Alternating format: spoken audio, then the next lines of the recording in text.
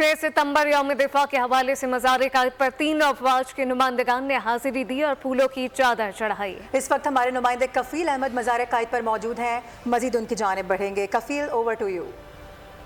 सितंबर यौम दिफा के दिन के मौके पर मज़ार-ए-कायद पर मुख्तलिफ जो है वो तकारीब का इनेकाद जो है वो किया जा रहा है। अब से कुछ देर कबल air vice marshal Shehryar Khan ने मज़ार-ए-कायद पर हाजिरी दी, फूलों की चादर चढ़ाई है और फातिहा ख्वानी की। अपने कलम जो तासुरात है आज के दिन के हवाले से वो कलमबंद किए। उन्होंने खिताब में कहा है कि जो आज का दिन है पूरी कौम 6 सितंबर के जाबाजों को जो है वो सलाम पेश करती है। भारत के नापाक अज़ाइम को हाथ में मिलाया पाकिस्तानी जाबाजों ने और उन्होंने कहा कि जो पाक फ़िज़ाइया कौम की उम्मीदों पर पूरा उतरेगी हमेशा।